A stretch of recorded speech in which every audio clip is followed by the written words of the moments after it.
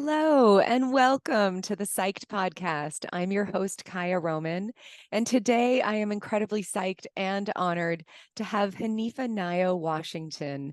And Hanifa Nayo means the bringer of happiness with whom I go. And I think your name is completely appropriate, Hanifa, considering the incredible work that you're doing and the happiness that you're bringing to so many people. Mm. So let me just tell you guys a little bit about Hanifa and then we're going to get into our conversation. Hanifa Nayo Washington is a social entrepreneur, sacred activist, digital designer, and healing justice practitioner with 20 years of value-based nonprofit leadership. So she is the co-founder and chief ambassador at the Fireside Project, a nonprofit that is creating systemic change in the field of psychedelics in three key domains: safety, diversity, and equitable access. And I'm hoping and guessing that many people listening here have heard of the Fireside Project. But if not, I just want to really sing their praises and say that, through this free psychedelic peer support line, the Fireside Project has created a nationwide safety net that has substantially decreased 911 calls and hospitalizations while democratizing access to free, high quality care, which is very, very rare among people working with psychedelics. The line has supported thousands of callers since launching only last year in April of 2021. I was fortunate enough to meet Hanifa last year at the Wonderland conference quite shortly after you founded the Fireside Project. And I'm hoping that you could share with our listeners what you shared with me when I asked you, where did this idea come from? And you told me a little story about Burning Man. Yes. So thank you so much for having me today. And it's pretty wonderful to think about, in 2019, during my first Burning Man, is where I met then Joshua White, who is the founder and executive director of Fireside Project. He wasn't at that time because Fireside Project didn't exist. Oh, right. And we stayed in contact over the course of that year. And in the fall of 2020, he reached out to me and he was like, "I have this concept, I have this idea, and I would love your support. In just I'd love your support." And so I started really as an advisor with him, really giving background. I've started many nonprofits and community serving organizations. So helping to think about, well, what is the mission and what can the name be and how does this feel and how does it work? And really taking a concept that came to him and really running with it. And started advising, and then we were meeting once a week, and then we were meeting a couple times a week, and then we were kind of talking every day. And then I was like, I guess we're doing this. So I guess we're um, starting an organization. yeah, yeah, and so Nice. became a part of the co-founding team, and we officially launched in November of 2020, and then the line went live in April of 2021. And Right. so since then, we've brought on and trained over 200 volunteers. And Amazing. without the volunteers, the vision of Fireside Project would not happen because it's Mm. about providing this peer support to folks who need help and looking for community and holding and understanding during psychedelic experiences and also after psychedelic experiences. So we Hmm. support people who are calling who might be having a challenging experience, who might just want to be witnessed and celebrated as they are uncovering the secrets of the universe, as well as folks who have had an experience, say last night or say last Mm. weekend or even 10 years ago, Right. but they're still unpacking, still integrating, still, downloading the lessons from that experience. And what we've really come to understand is that without proper integration support, you can really leave people hanging out there So who true. might not have that opportunity to talk to anybody, or might feel isolated or ostracized, from community or from Hmm. even their partner who might not understand psychedelics or whatnot. So we really understand and lift up all of our callers who are seeking that integration support.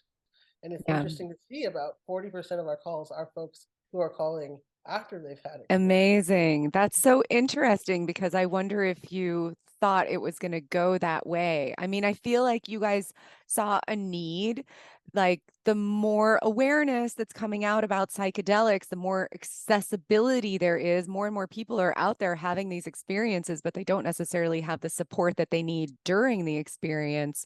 But I wonder if you realized actually during the experience is only, one tiny part of it. There's so much need for support after. It seems like that's kind Absolutely. of evolved as in your offering. Yeah, we the initial thought was to support people, you know, during and after their experiences.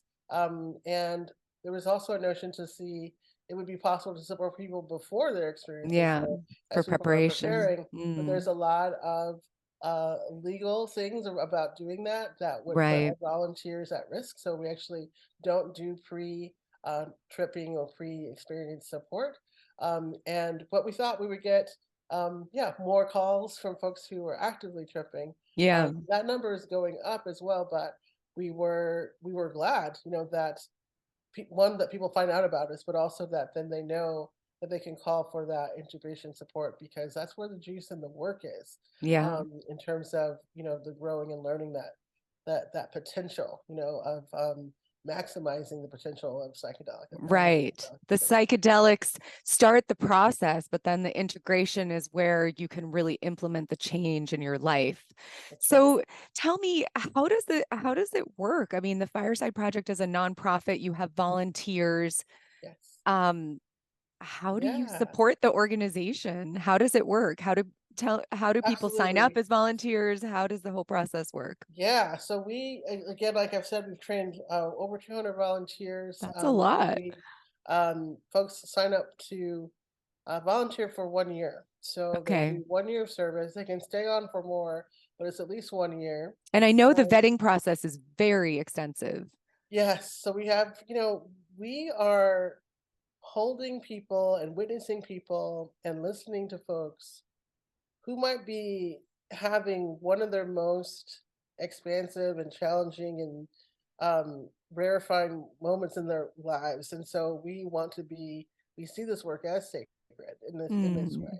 yes. So we really want our volunteers to one represent all community members, right? And we also want them to be prepared and to be able to hold a space of non-judgment and a Mm, space of being with.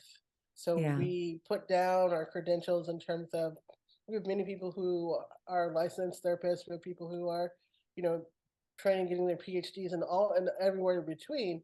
But when we're on the line doing our practice and our work, we are coming as peer support volunteers. So Mhm. people who've had their own experiences and people who can understand and get it and that are there to be with the caller or with the texter. And so the way Right. it works is that someone finds out about us through some miracle, You've done a and good job of that. I think a lot of people know about you. and so they've called 62 Fireside or they've downloaded our app and pushed the big button that says call or text, and then we get an operator, what we call the connector. And so when this person is trying to see where are you at? Are you actively in an experience? Are you looking for Mhm. integration? Is this a prank call? Or do you need something that's outside the scope of what we can provide? Okay. And then if they're inside the scope, the connector connects that explorer with a volunteer who's ready to receive them. And Okay. on an integration call, people can speak. We kind of have a limit, like up to 45 minutes or so, which is kind of equal to like a counseling session that you might have. And Right. people can call back. So you can call back the next day if you need more time and more space with someone to integrate. Wow. When people are calling who are actively tripping, we don't have a time limit. So sometimes Mm, we're on the line with folks, for 2 to 3 hours. right. So our volunteers sign up for a year of service. They do one shift a week, that's 4 hours. And Okay. after that year of service, they can continue on, or they might become a floater that kind of just fills in, or they might just be, complete with their time. Okay. And we have a 4-day on a sort of core training that we do from the beginning. So after our volunteers, they send in an application. It's very um, pretty dense. We have a lot of narrative because we really want to know, are people able to be with their own emotion?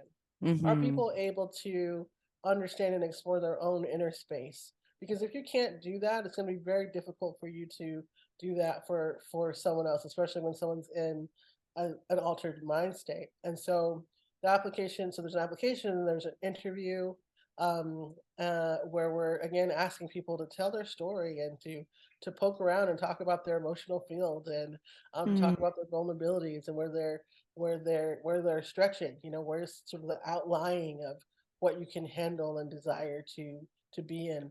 And then if they make it through, they we do our 4-day training. Our 4-day training is virtual. We have volunteers from all over the country, and the training covers not only just our sort of safety protocols and understanding the mission and vision of Fireside Project, the sort of nuts and bolts, but we really get into demos and practicing scenarios. So you have an active tripper caller on mushrooms. They're mm-hmm. 2 hours into the experience, and they're feeling very low or very lonely. So Mm-hmm. what do you do? So there's a lot of that kind of like practicing that we do and Wow. demoing, and then really breaking it down and dissecting. Okay, what went well? What was difficult? How might you shift this? So there's a lot of like co-learning that happens within our training. Okay. And we do a whole section on, when a call is over, or when a call is outside of the scope. So if we're always checking for, is the person safe? Are they Mm-hmm. exhibiting any behaviors that might Right. say that they're going to be a harm to themselves or other? As soon as that happens, we have a whole series of safety protocols that we could do. The support ends and we move into the emergency services mode, where Okay. we're transferring people to those services. We by no means are replacing the emergency services, 911, um, and mental health support and things like that. So we our training is a lot. The initial training is very dense, and then after they go through their training, there's actually sort of a skills test that they take to make sure that they've gotten the basics, and then they begin to shadow on the line. So this is, Okay. the volunteer gets to come. They log into all of our technology, which we have a Mm-hmm. lot, and begin to navigate their way through. But then can sit and listen in and watch how a shift actually moves and meet the supervisors and meet the other sort of other volunteers who are on the line. Okay. And so they do that a couple times, and then they do another skills test. And then once they pass that and we feel like they're ready, then they get to sort of be on their own shift and start taking their own Wow. calls and text messages as well. Wow. So it is pretty extensive. And I guess they have to learn also the difference between if somebody's having a psilocybin experience or an LSD experience, or like, so they kind of get some training in the different compounds and the different types of experience, as how long they might last, what the arc of the Exactly. journey might be like. Absolutely. Absolutely. Yeah, we Incredible do. education too, It's a these lot. And so volunteers we get. Yeah. definitely see ourselves as ongoing training. So it's not just like you get this 4 hour or 4-day training and Right. it's done. The whole year we see it as like a 200-hour plus training experience because you're Yeah. constantly learning, you're constantly getting live feedback about your work and your process and your techniques, and you're also learning from your other volunteers, Yeah. because people might have a different approach, and Right. it's all about making people to feel like they belong, that they're not alone, that they're validated. And there's so much nuance, depending on, like you're saying, if someone's, on LSD and we're in hour two, there's a real different way they're going to be than if they're like in hour 10 or hour 12. Uh-huh. So tone of voice, Mm, setting, all these things matter. And what's cool is that like we actually, our volunteers become part of the setting, for people who are having right. active Yeah. They're experiences. a key character to the experience. Yes. Uh, Yeah. what an honor. What a huge blessing for the people that get to hold space. I can see Yeah, why you have so many volunteers that want to do this, amazing. because it really That's is sacred amazing people. work. So let's talk about the integration piece. You mentioned your affinity integration service, and I'd love to know more about that. I do speak often about how integration is at least 50% of the process. There's set the intention, go into the experience with the right set and setting so you can receive the insights, but then the real work happens with the integration so that you can actually implement those insights Sure. into your life and bring that intention into reality. And I'm sure you saw, oh, there's a big need for that. People are having these experiences, but without integration, it's not necessarily going to make a difference. So yeah, tell me Right. about what you're doing for integration. Yeah, so from the beginning of launching Fireside, the idea was that Fireside Project, sits at the intersection of psychedelic peer support, um, of social justice, and mental health, right? Yeah. And we we when we look at how that really works, like at that intersection of those three things. There's piece around social justice is, from the very beginning, we wanted to do something about the disparities that are happening within the field of psychedelic wellness and healing, and in mental health, understanding that um, under-resourced populations, marginalized groups, as well as those who are, high at high risk, often aren't, at the center of these conversations. They're not at the center of the care. They're not Yeah. at the center of the caregiving. And so, how do we change that? How do we help change the narrative? How do we help change the scope and the makeup of this Mm-hmm. psychedelic space so Mm. that it is Yeah. beloved, so that it Yeah. does represent all people? And also understanding that representation matters, right? So we know this is true Yes. within media. We know this is true within the classrooms and education. We know this is true within the medical field, that when there are people who have a shared identity, you're going to have more comfort, more opportunity for vulnerability, more opportunity to feel understood, to be seen, and to feel like you're not alone. And so we Mm. wanted to apply this to the support line. And so we launched in this past February, we launched the Equity Initiative. And this for us meant we're going to want to bring on more volunteers who come from some of these top marginalized and under-resourced groups. Mm-hmm. And then we're going to be able to have those volunteers be able to provide integration support for folks who are calling from those identities on the line. So, say Beautiful. our groups are You're military matched with veterans. someone who you identify with. Exactly. So Yeah, where makes so much our sense. groups are military veterans, Amazing. the transgender community, and the BIPOC communities. And so our hope Amazing. is just to grow our support line to have many of our volunteers come from those communities. Right now, we're just a little under 40% of our Okay. volunteers are made up of those communities. And It's a so huge percentage still. yes.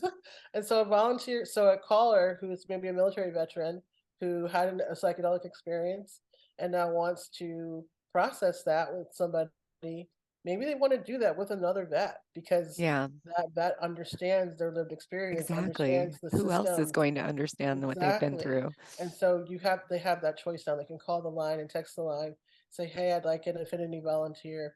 I'd like to talk to another vet," and they can be paired with the vet to integrate with, as well as Oh the my entire gosh. BIPOC communities, as well as all transgender folks have that opportunity because we understand that it can be a limiting factor. It can be a barrier there, Yeah, because you might not just want to integrate with anyone who might not understand the cultural situation. yeah. And so it just creates another layer of peer support, right? So not only does this Amazing. person have their own psychedelic experience, they also like have a similar lived experience. And Yeah. this can mean, it could save a life. I'm sure you've saved many, many lives. I'm so moved by what you've created and the vision and seeing the vision become reality, knowing that it started with an idea around the fire at Burning Man. It's just so beautiful to see it become reality, and how many people really that you're helping, these incredible volunteers, and just this attitude of service, bringing that as service and access, bringing that to psychedelics as this new like industry emerges. What you're doing is so needed. So I really am so grateful. And I want to just read a little something about you and your work that appeared in Essence magazine this week. Because of the war on drugs, because of the war on Black people, we've been scared out of this relationship, she says. This is you. And this is talking about the relationship with psilocybin mushrooms and psychedelics. It's time for us to reclaim that. The psychedelic wellness it can offer is real, and it is for us. She emphasizes, however, that users must thoughtfully prepare for a trip and subsequent integration, the process of downloading the experience afterward. Fireside Project provides education around both, and its peer support line offers trained volunteers who serve as companions for people undergoing a psychedelic experience in real time.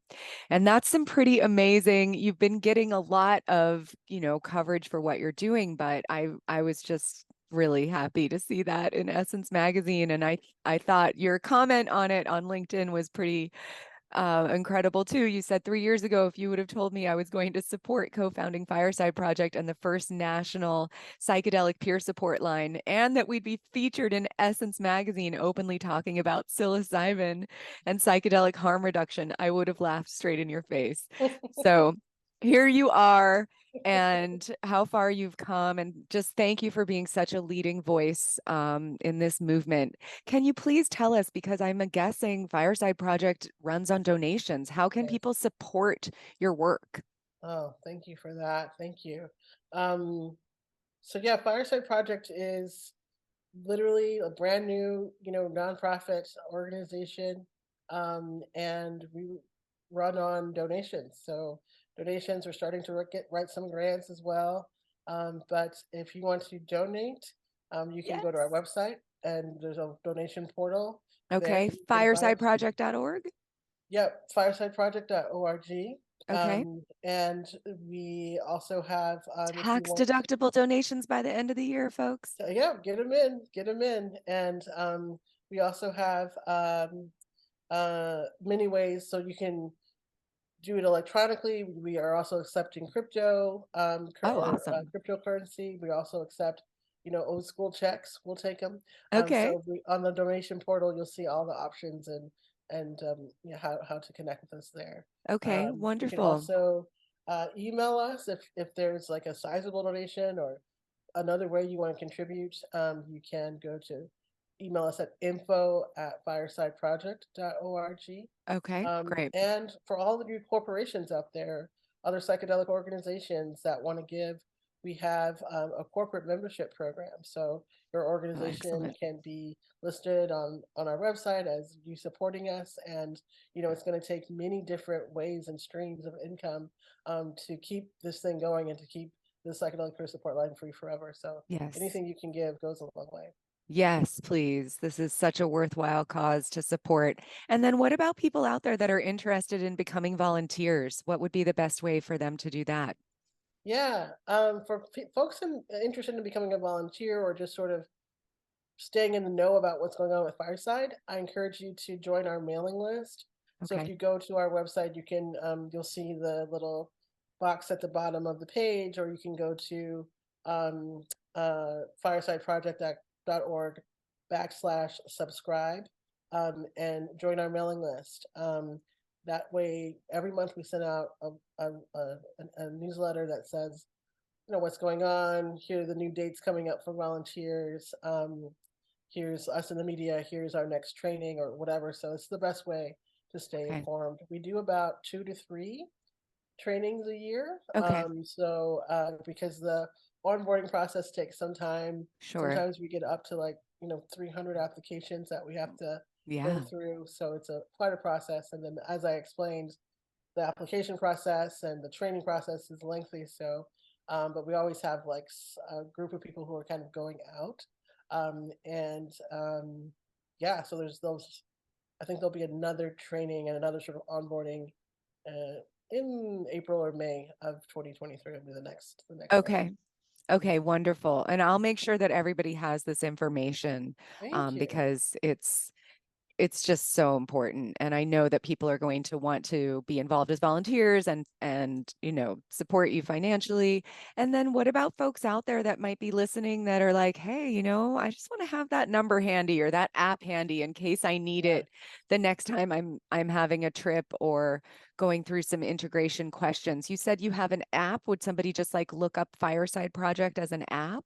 And what's the phone Yeah, you number? can look up Fireside Project both in the Google App Store and then on Okay. Apple Store.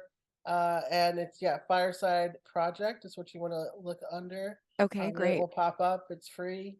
It's Wonderful. very simple design. The design was made in That's mind for good. people who might be People actively need something cooking. to simple It's when just they're like not very necessarily simple. looking at a screen is so Yes, easy. yes, it's just like bright orange and Perfect. big buttons. So you can go there, or again on our website, you'll see a little button that says download the app. Okay, And the number is 62 Fireside. And I always beautiful. say, 62 Fireside, we're by your side when you're flying high. 62 Oh, Fireside, call or I text. love it. Oh my goodness. I love it. The bringer of happiness with whom I go, Hanifa. Thank you so much for your work that you're doing. Thank you for taking the time to have this conversation with me.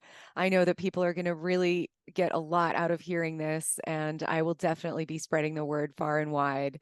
Thank you, Yeah. and many Thank you so blessings to much, you. and just want to shout out to all of our team. You know, we have an amazing staff that's growing.